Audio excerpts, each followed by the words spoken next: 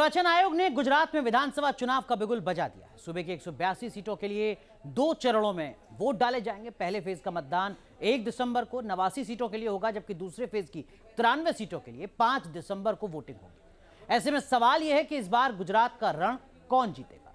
क्या बीजेपी सत्ता में एक बार फिर वापसी करेगी, या कांग्रेस की सत्ता का वनवास टूटेगा, या फिर गुजरात में पहली बार आम आदमी पार्टी सरकार बना लेगी? ये रिपोर्ट देखिए।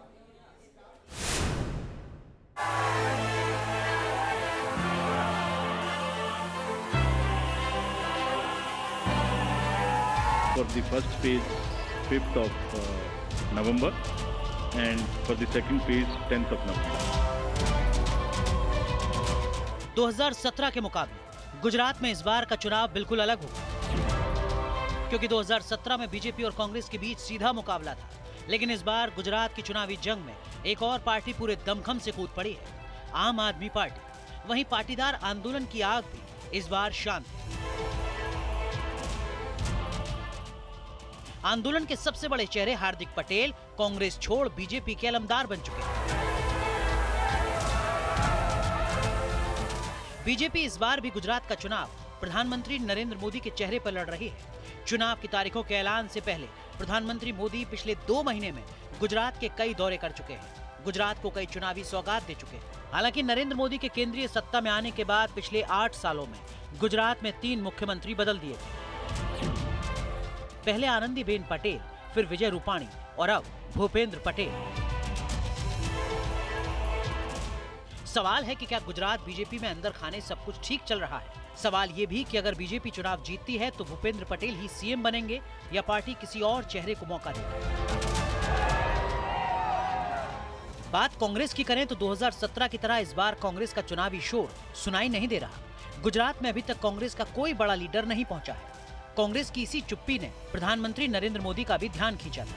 हालांकि रिपोर्ट है कि इस बार कांग्रेस आदिवासी, दलित बहुल और ग्रामीण क्षेत्र की बैठकों पर फोकस कर रही है।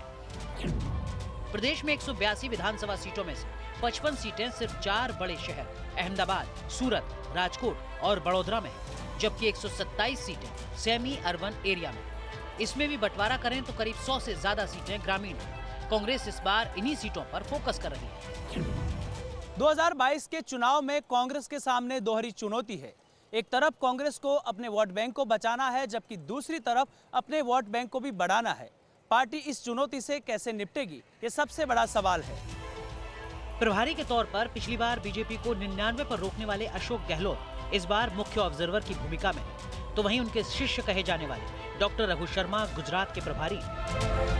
उन्होंने पिछले महीने कांग्रेस को बूथ स्तर पर मजबूत बनाने की कोशिश की।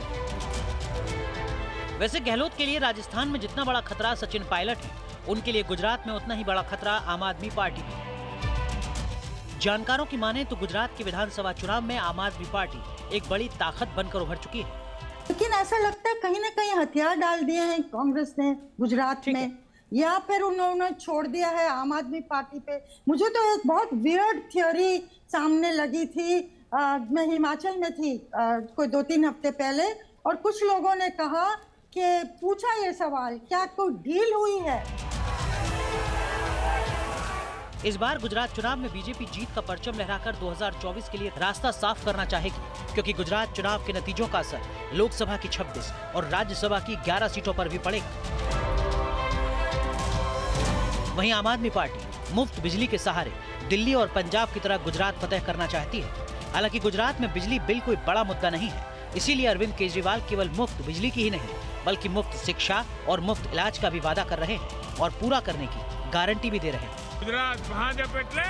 अब देखना होगा कि गुजरात की जनता इस बार भी मोदी के विकास मॉडल को वोट देती है, या सत्ता में कांग्रेस के 24 सालों का वनवास खत्म करती है, या फिर केजरीवाल के वादों पर भरोसा जताती है।